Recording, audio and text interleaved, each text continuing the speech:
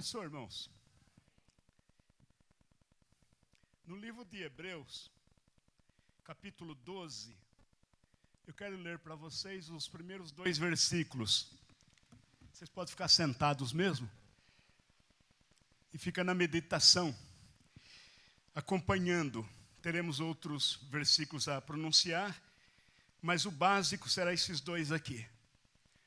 Portanto, nós também, pois que estamos rodeados de uma tão grande nuvem de testemunhas, deixemos todo o embaraço e o pecado que tão de perto nos rodeia e corramos com paciência a carreira que nos está proposta, olhando para Jesus, autor e consumador da fé, o qual, pelo gozo que lhe estava proposto, suportou a cruz, desprezando a afronta, e assentou-se à destra do trono de Deus.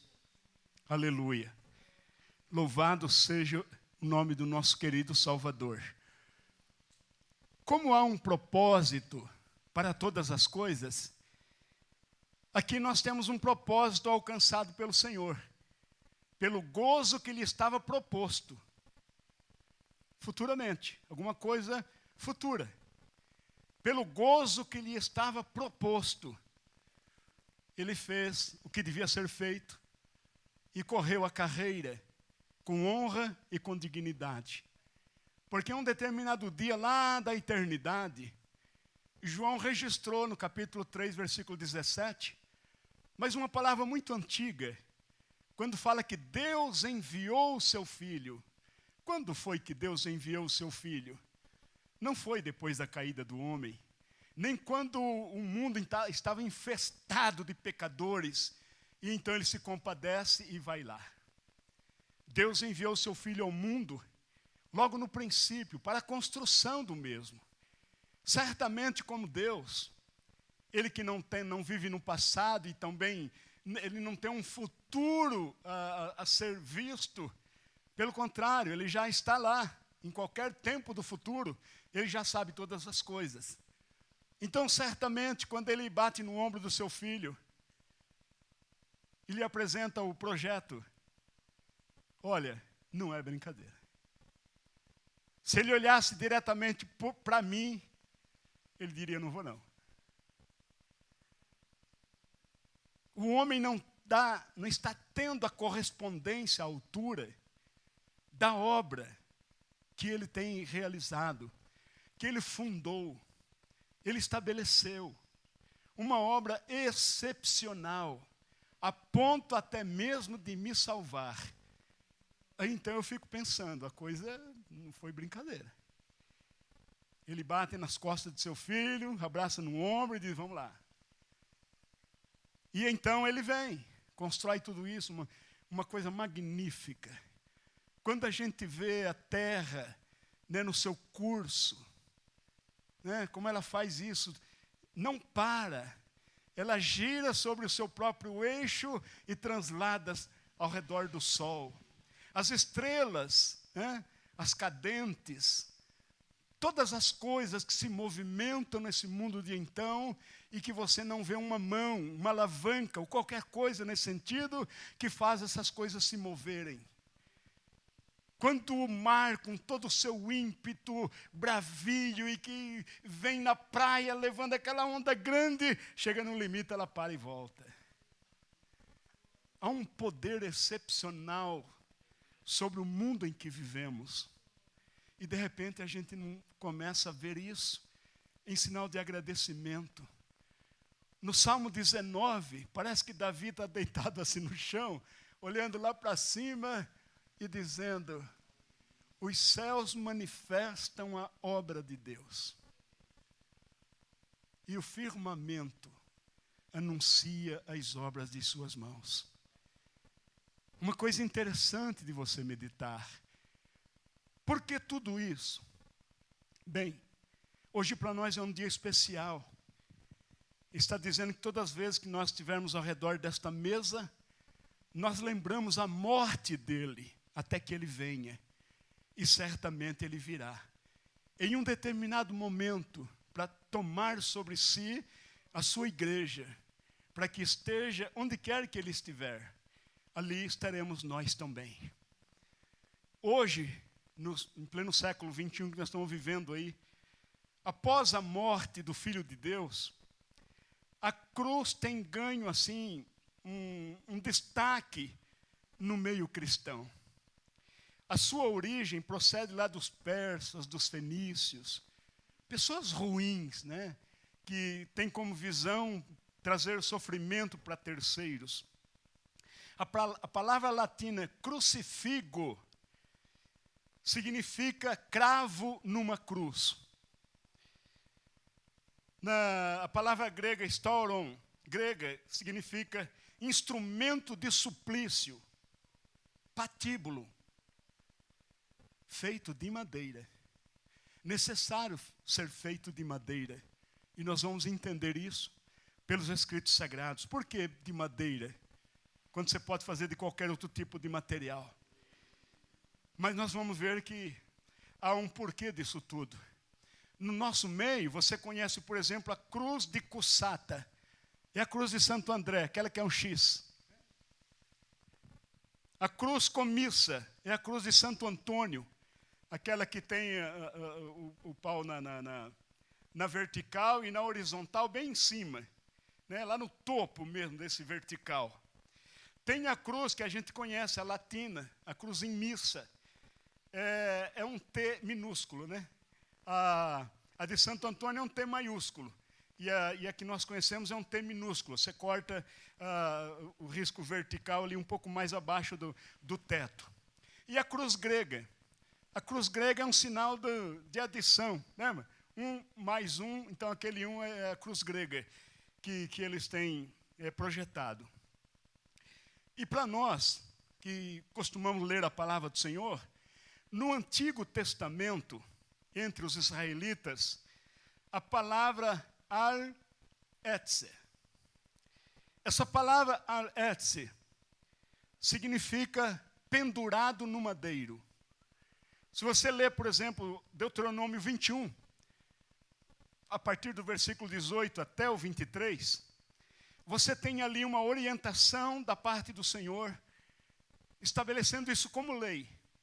Nessa passagem exclusivamente, ele fala de filhos rebeldes, filhos que não obedecem aos pais, ingratos, filhos que não correspondem mais. Como se o pai desse uma ordem para fazer isso, ele vai exatamente fazer aquilo. Então, esses filhos rebeldes, oxalá que hoje em dia não exista mais isso, né? Estamos no século XXI, não pode mais ter filho rebelde.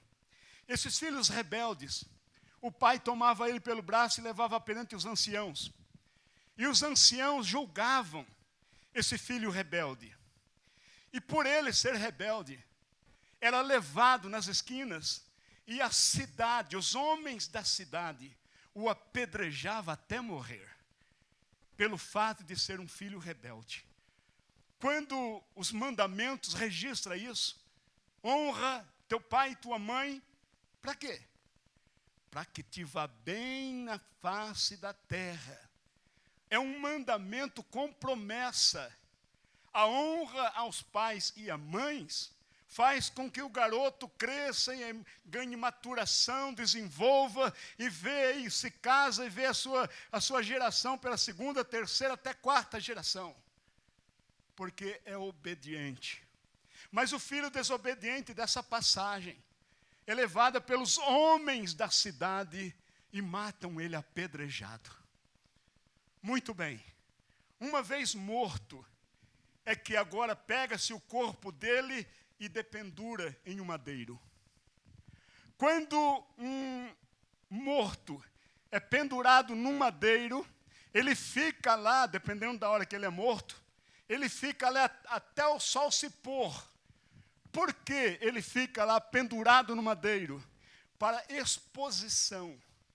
Ele está sendo exposto e cada um que passa entende, esse filho foi rebelde.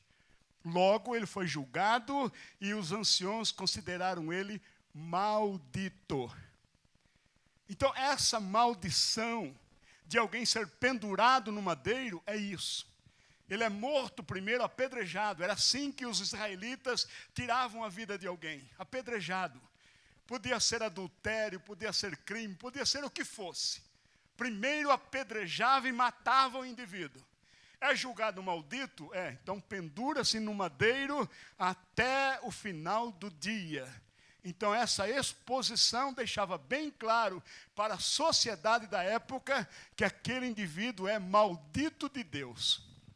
Não tinha mais condições de viver em meio à sociedade. Está lá no capítulo 21 de Deuteronômio, de 18 a 23. É uma lei que foi então estabelecida. Quando Josué entra nas terras para poder possuí-la, a terra de Canaã, ele encontra certamente muitas barreiras. E uma das primeiras encontradas é a cidade de Ai. Ele tem que certamente desocupar essa cidade. E como seus moradores não querem ser desocupados, então vem guerra. E certamente eles são mortos. E o rei, então para servir de exemplo a todas as pessoas, foi trazido perante Josué, que o matou também, e depois de morto, pendurou ele no madeiro. Isso era costume judaico, para mostrar que esse indivíduo era maldito pelo fato de não ter correspondência com as obras de Deus. Era para simplesmente deixar passar e ser servo, porque é o Senhor que está determinando isso. Mais à frente ele encontra 5 reis, luta contra os 5 reis, vence a batalha, mata os 5 reis e dependura os 5 reis mortos em madeiro até que o dia se acabe. São malditos de Deus. A palavra dependurado em madeira ou enforcamento é similar, porque se entende pelo que se lê que o indivíduo era pendurado no madeiro por aqui. Amarrava ele no pescoço e deixava pendurado. É assim que se pensa na leitura que você faz do Antigo Testamento. Por exemplo, Ramã. Quando Esther se torna rainha, e ela percebe o plano maligno desse homem, que vai certamente matar o seu tio, e forçou uma lei para que todos os judeus fossem mortos em um determinado dia, ela então faz com que esse plano se convirja em benefício a ela. E ela consegue isso, lá no capítulo 7, versículo 9, você vê então aquele patíbulo elevado, para matar enforcado o tio dela. Agora então o rei determina que quem tem que morrer enforcado lá é Ramã. E assim foi. Mais tarde, visto que a sua geração era bastante grande, ele tinha 10 filhos. E certamente Esther percebeu que esses 10 filhos iam dar problema futuramente. Ela vai no rei mais uma vez, olha, tem 10 filhos, enforca os 10. Dependurado então os 10, dependurado em madeiro. Porque quem está à frente desse negócio são pessoas israelitas. E precisa então ser provado que esses indivíduos são malditos. Então qual é o objetivo de pendurar alguém no madeiro? Para mostrar que esse indivíduo não tem legalidade, não tem meios de viver no meio da sociedade, então ele precisa ser pendurado no madeiro para provar que realmente esse não pode viver no meio da sua sociedade. Pedro e Paulo, quando pregam, usam esse mesmo pensamento quando fala da cruz de Cristo. No capítulo 5 de Atos, versículo 30, Pedro está dizendo que o pessoal que o matou pendurou-o no madeiro, usando essa palavra, ou arletse ou exilo no grego. Uma ou outra, aqui no 5:30 está registrado lá no grego, mas também no hebraico, arletse. E Paulo também, em Atos 13, 29, parece que diz a mesma coisa. Tirando-o do madeiro, é uma linguagem comum entre eles. como que querendo dizer, vocês fizeram dele maldito. É isso que Paulo está tentando colocar na mente de seus ouvidos, pregando um determinado alguém que jamais poderia ser pendurado no madeiro. Mas a sociedade da época assim achou por bem fazer com que ele também fosse pendurado no madeiro. E certamente isso se espalhou. Por isso que nós lemos aqui, pelo gozo que lhe estava proposto, suportou a cruz. O gozo que estava proposto, certamente naquele dia que o pai bateu nas costas dele, meu filho. Mas depois tudo passa. E você vai alcançar. Por isso que ele reclama lá em 17:5 de João. E agora, Pai, glorifica-me com a glória que eu tinha contigo antes que houvesse mundo. Antes que houvesse mundo, essa promessa lhe foi feita. Então, quando ele chega aqui, ele suporta a cruz. Não as dores dos cravos em seus pés ou mãos ou coisa semelhante. Mas ele suporta esse peso nojento de toda a sua sociedade hebreia, apontar o dedo para ele, porque ele está dependurado no madeiro, como se fosse um maldito de Deus. Então ele suporta a cruz, não pelas dores que os cravos estão lhe proporcionando, mas ele suporta esse peso nojento, esse peso de alguém que julga que certamente não devia estar na cadeira de juiz, mas que ele enfrenta isso e leva avante. Ele suporta a cruz, porque um gozo está proposto. Quando você é chamado para ser cristão, aceitar o evangelho, aceitar a salvação mediante o que Cristo fez por cada um de nós, você precisa pensar bem nisso, porque é uma coisa gloriosa. É algo que jamais, nunca ninguém poderia te oferecer, mas que está dando assim de bandeja, gratuitamente, a quem quer que seja. Sem olhar para o passado de quem quer que seja, para a maldição que alguém já pode até ser maldito por ser um desobediente, um infiel, um adúltero, qualquer coisa da sociedade, mas que pode encontrar então nele braços abertos para abraçá-lo e mostrar o seu divino amor, e nós simplesmente temos que cooperar e corresponder, porque um amor semelhante a esse nós jamais teremos. Suportou os madeiros, suportou os cravos, suportou o patíbulo.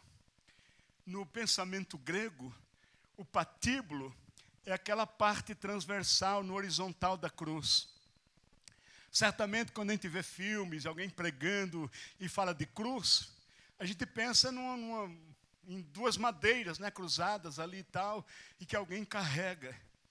O pensamento dos da época, pelo menos a tradição, reza o seguinte, que aquela parte vertical da cruz, ela já ficava enfincada no lugar lá. Ela já está lá no Monte Calvário, já estava lá essa parte vertical. Então, o que Cristo trouxe nos seus ombros? A parte horizontal, madeira bruta, pesada. E certamente, no momento em que ele sofre de todas aquelas chicotadas, aquele sofrimento que os romanos lhe providenciaram, certamente, antes de começar a andar em direção ao Calvário, pregaram ele nesse transversal aí, nesse patíbulo, nessa parte da madeira que vai ficar horizontal lá na cruz. E então, certamente, ele já sai dali para caminhar em direção ao Calvário, já pregado no patíbulo. E aquele peso sobre as suas costas, com as suas mãos pregadas ou amarradas nessa madeira para que não caia. E certamente isso para ele era demais. Madeira bruta, pesada, ele não conseguia. Porque ele foi preso na sexta-feira à noite lá. Quinta-feira à noite, né, no caso. E pegaram ele tarde da noite. Certamente ele não dormiu naquela noite. Foi levado para Anás, depois Caifás, depois Anás de novo. Amanhece o dia, leva para Pilatos. Pilatos entende que aquele julgamento, ele não tem capacidade para julgar, mas ele entende que está diante dele alguém inocente, e ele até tenta colocar essa inocência perante os seus acusadores, mas os acusadores são irresistíveis, e continuam pedindo até a morte dele. E quando fala que ele começou lá da Galileia para fazer o que está fazendo, Pilatos, opa, se ele não é daqui, então vou mandar ele para a Galileia, que vai para Herodes. Que Herodes o julgue. E quando ele chega lá em Herodes, então, Herodes simplesmente não é um juiz. É uma pessoa até sem juízo. Ele brinca. Ele coloca um pano sobre o Senhor, um pano vermelho, né? Para mostrar que realmente aí está o rei. E manda de volta para Pilatos. E Pilatos, então, entende que não devia julgar nesse caso. E ele, então, tenta colocar as coisas nos seus devidos lugares. E, de repente, a sua esposa ainda passa perto dele e fala, ó, Pilatos, meu marido, essa noite eu tive um sonho com ele. Cuidado que você vai fazer. Foi alertado pela própria esposa que sonhou com esse justo que estava sendo julgado por ele. E então ele não teve condições, porque Pilatos não é a autoridade máxima. E as autoridades hebreias acuavam ele, colocavam ele no canto da parede. Se você não fizer isso, nós vamos lá para Roma. E certamente o cargo dele ele não queria perder. Então ele lava as mãos, como que querendo dizer, olha, eu não tenho nada com isso. Aí está ele, vocês podem fazer o que vocês quiserem. Então ele leva aquela surra e certamente é pregado nesse patíbulo. E ele então começa a caminhar as estreitas ruas de Jerusalém. E certamente ele não consegue. E então tem um tal de Simão que passava por ali, alguém de Cirene. Os soldados pegam ele para ajudar, né? Dá uma força aqui. Eu não sei como aconteceu, mas certamente ele entrou debaixo dos braços do Senhor, ou pegava aquela madeira por trás dele e levantava para que o Senhor não sentisse pelo menos o peso dela. Mas ele foi alguém que ajudou muito. Então, o que significava ser pendurado no madeiro? Primeiro, ser condenado. Ninguém pode ser pendurado no madeiro se não passar por um juízo. E o juízo em que o Senhor passou, ganhou condenação. Ele já começou a apanhar na noite de quinta-feira, quando foi preso.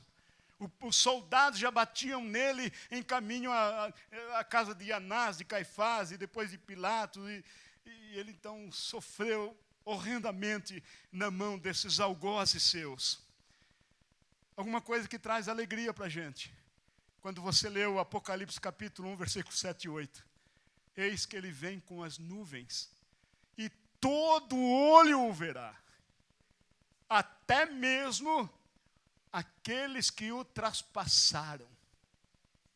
Certamente esse que o traspassaram está morto. Não vai ver ele vindo com as nuvens, mas vai ver ele vir aqui. Porque ele vai estabelecer o seu reino.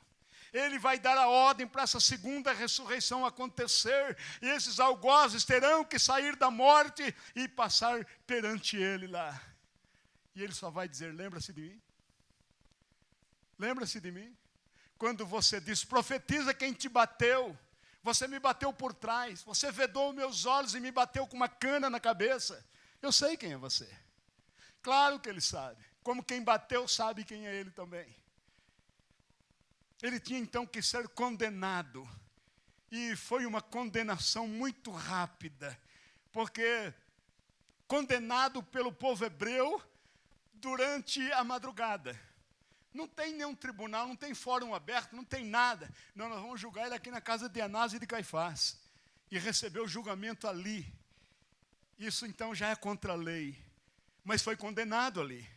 Então leva-se perante Pilatos, porque eles querem ver ele morto, para pendurá-lo no madeiro, porque já estavam achando que ele é um maldito.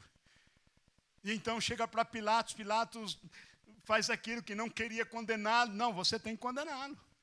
Na nossa lei, não permite que nós o matemos, mas você vai matar.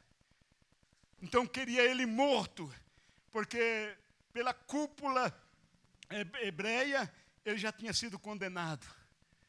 E agora não somente morto, mas tinha que ser humilhado. Essa é a segunda parte do versículo. Foi afrontado, mas ele não revidou. Ele havia ensinado já, quando alguém te ferir na face direita, não revida, ofereça a esquerda. Ou seja, continue na rota. Foi desprezado no meio em que você participa, no departamento da igreja, no ministério em que você faz parte, levante a cabeça. Avante. A face está batida, machucada. Avante. É o que ele está querendo dizer aqui. Então, o que o pessoal queria era humilhá-lo, porque ele estava dizendo que era filho de Deus. Essa foi a condenação hebreia, porque ele se diz ser filho de Deus. Estava dizendo a verdade. É o que ele estava querendo dizer. Eu digo a verdade e vocês não ouvem, porque a minha palavra não cabe em vocês. A minha palavra é verdade, mas não vai surtir efeito, porque vocês não querem ouvir a verdade. Vocês querem ouvir o que a sua tradição está querendo dizer, mas é necessário ouvir a verdade. E então ele passou por esses 3 momentos. Foi condenado, foi morto e também humilhado. Perante toda a sociedade hebreia, ele andava pelas ruas de Jerusalém, pendurado no madeiro. Ele estava já crucificado no patíbulo, na parte horizontal da cruz.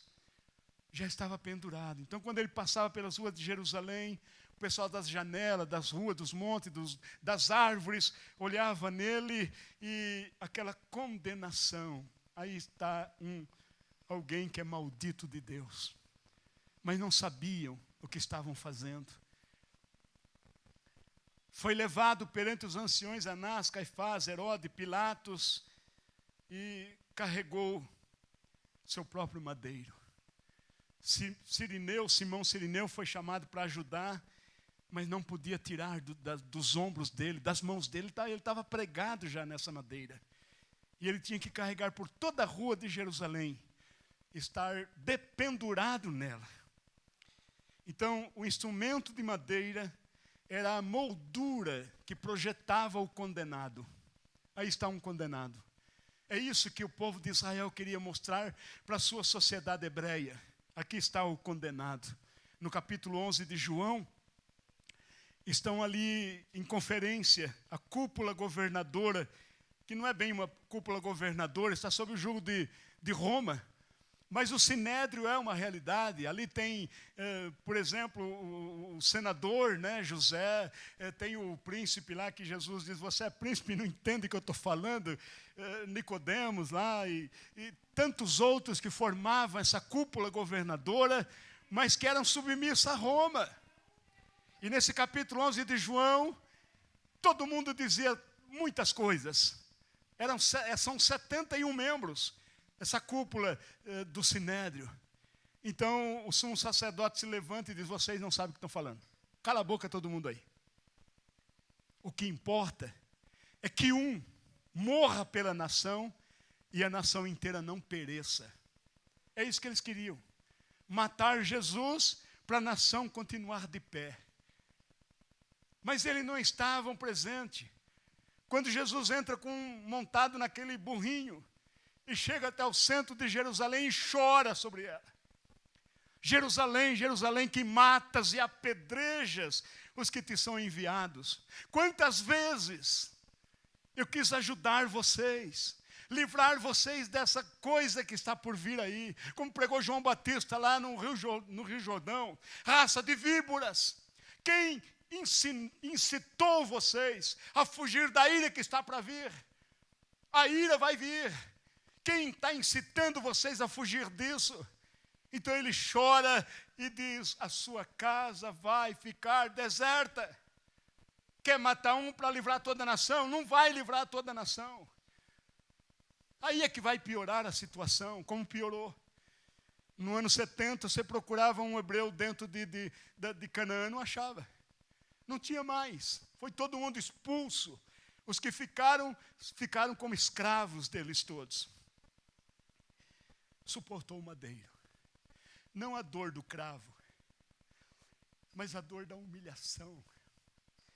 Sabe quem estava correndo, andando, com aquele patíbulo nas costas, pelas estreitas ruas de Jerusalém? Aquele que um dia disse, seja luz, e houve luz.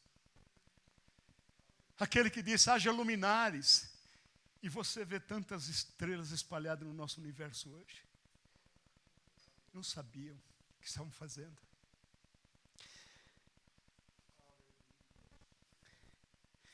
Desprezou a afronta. Apanhou e não revidou. Ele que tinha 12 legiões de anjos, era só dar um sinalzinho. Não ficava ninguém de pé. Desprezou a afronta.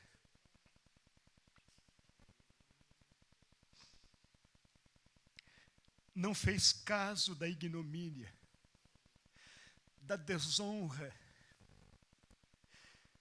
Ele que era para ser aplaudido, louvado, glorificado, agradecido por tudo quanto eles estavam passando até então,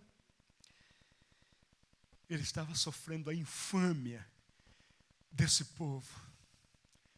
Ele que formou esse povo. Esse povo foi chamado por ele de filho.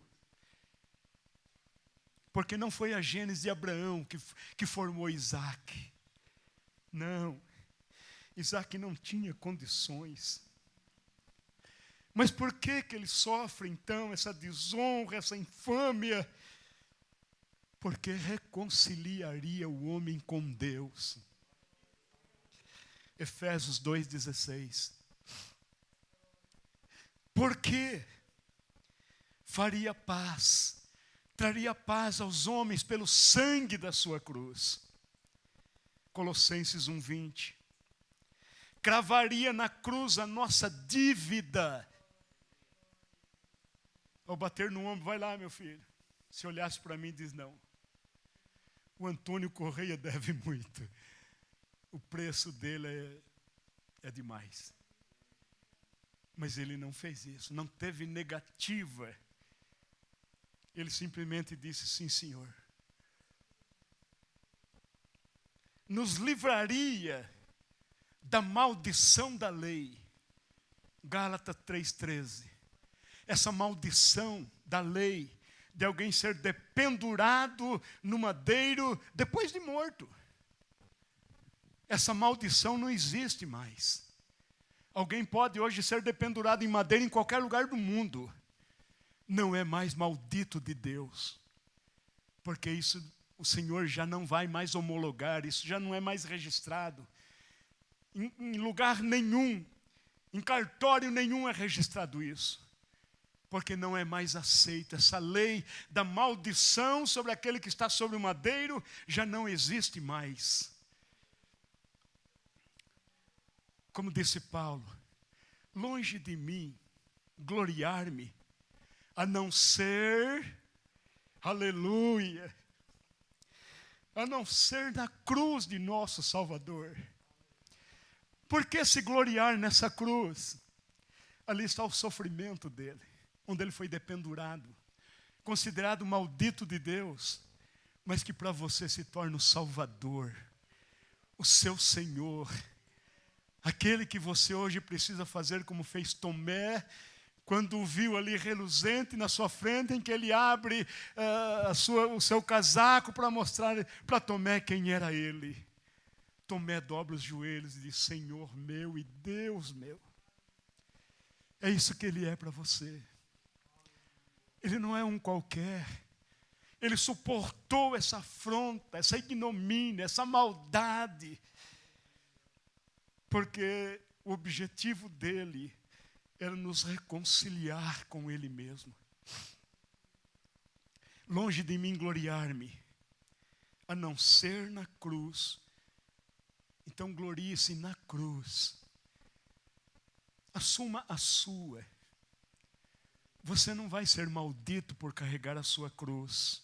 Ele eliminou isso. Quando os seus discípulos, alguns deles chegaram perto e queriam lugares especiais no reino, ele diz: vocês não sabem o que estão pedindo. Vocês podem beber do cálice que eu vou beber? Eles disseram que sim. Disseram que sim, mas Jesus até concordou. Realmente vocês até podem. Mas quanto a estar comigo nesses lugares especiais, isso só Deus pode determinar. Você está seguindo Ele por quê? Você leva a sua cruz? Ele não leva a sua cruz, não. Ele levou a dele. Você tem que levar a sua. A sua certamente vai ser humilhante. Você ser um cristão sincero, compatível, que realmente participa amiudamente dos trabalhos dele. A obra é dele. Não é do pastor, presbítero ou quem quer que seja que faz parte de qualquer ministério. A obra é dele. E é pela obra dele que ele então monta aí presbitérios, pastorados e diaconatos, certamente para poder servir você, para que você aprenda também a servir. Ele deixou 430 anos o pessoal na escravatura, que era para aprender a servir. Não queira passar por isso. Se apresente como servidor hoje. Não precisa passar por isso tudo. Paulo chega a lembrar, em 3,18 de Filipenses, que muitos são os inimigos da cruz de Cristo. Muitos. Se tornaram inimigo. Até um dia atrás era amigo. Gloriava-se na cruz de Cristo, porque Cristo morreu por ele. Hoje é inimigo da cruz de Cristo. Não é mais seguidor. Não é mais um sirineu que chega lá para ajudar a levar esse patíbulo, porque vai chegar logo no Monte Calvário. E não vai precisar mais ajudar quem quer que seja. Fica a nossa pergunta: de que lado você luta? De que lado você está? A igreja sempre inspirou e incitou o pessoal a buscar dons para servir ao Senhor. Porque é legal servir ao Senhor com dons, né? De repente Ele te dá um dom aí, você então começa o seu ministério, aquela... Mas sem dom você não serve a Ele. Os seus dons. O que você faz com os seus dons? Quando eu vejo, por exemplo, pessoas que realmente estão enaltecidas pela sociedade, chamado até de rei. O rei do rock. Ele cantava até hino. Hoje o rei da juventude, era Roberto Carlos, ainda continua sendo, é um dom. Ele está pondo o seu dom para servir quem?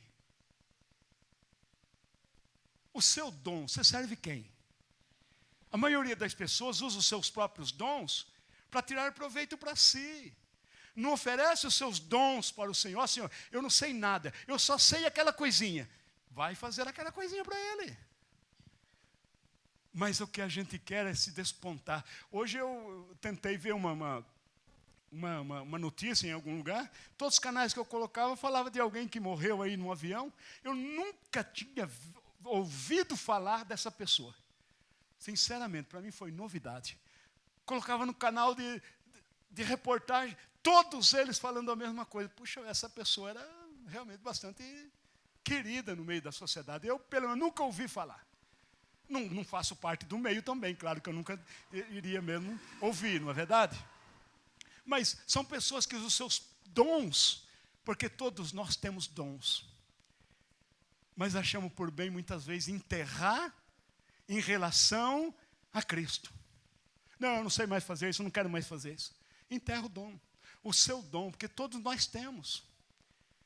Eu gostaria de ter um dom que realmente glorificasse o nome dele. Tenho buscado, o Senhor me capacita. Eu não sou ninguém, mas eu gostaria de ser. De colocá-lo no patíbulo, não no patíbulo, né, cruz, mas na altura maior possível, porque é o lugar dele. E através dos dons das pessoas, isso é possível. Então, que a pergunta, de que lado você está? Que a gente pode perceber aqui, que tem pessoas que difamam ele e outras pessoas que o honram. E como são muitos os inimigos da cruz de Cristo, o lado do adversário está sempre em número maior. E aqueles que o afrontam, como ele está dizendo aqui nesse versículo 2, ele suportou a afronta pelo gozo que estava proposto. Esse gozo, ele propõe a você também. Esse gozo pode ser seu. A Bíblia diz que nós somos herdeiros de Deus e co-herdeiros em Cristo. Significa dizer que ele não é murrinha, né? A mão dele não está fechada, não. Pelo contrário, ele distribui.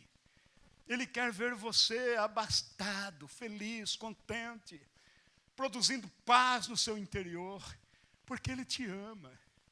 E está mais do que provado quando ele pega esse patíbulo nas costas e leva até o Calvário, e ele sofre essa afronta, essa humilhação, mas pelo gozo que estava proposto, no dia da vinda dele, ele vai ver o seu rebanho exposto. Vinde, benditos de meu Pai, possuí por herança o reino que está proposto já desde a fundação do mundo. Entrai, que coisa especial. Eu vou preparar lugar para vocês. Quando eu for preparar, eu volto e levo vocês para que onde eu estiver, estejais vós também. Você o adora ou o afronta? De repente ele sofre afronta até mesmo de cristãos. Que o lugar da adoração não é mais ocupado, o momento da adoração não é mais preenchido, o momento legal daquela cobrança, nem uma hora vocês puderam velar comigo. É uma repreensão. E ao mesmo tempo, uma exortação que admoesta, que me faz entender, eu preciso. Porque pelo gozo que lhe estava proposto, ele suportou a cruz. E eu preciso suportar também. Por isso ele diz, aquele que quiser vir após mim, negue-se a si mesmo. Se você se negar a si mesmo, alguém olha para você e não vê ninguém. Você não é mais você. Não tem mais por que alguém dizer coisas contra você, porque você nem existe mais. Você não está ali. Está com uma cruz nas costas, é verdade. Mas não é você. Alguém pode te afrontar, aquilo você nem ouve. Porque Deus te ama. E é isso que Ele faz com você. Ele te livra de todos os males. Preencha o seu lugar de cristão. Pegue o seu patíbulo também. Mas crucifica-se nele. Porque senão você vai tirar o patíbulo das costas e vai dar uma volta por aí, vai para um cineminha, para um teatrinho, para um não sei onde. Quando você volta, pega o patíbulo de novo. Chama alguém, o pastor, crucifica eu de novo aqui. Eu vou passar umas 2 horas crucificado aqui. Não. Tome a sua cruz cada dia, cada momento, todo o seu tempo. E certamente o Senhor está sendo glorificado em sua vida. Vamos considerar isso. Que Deus abençoe.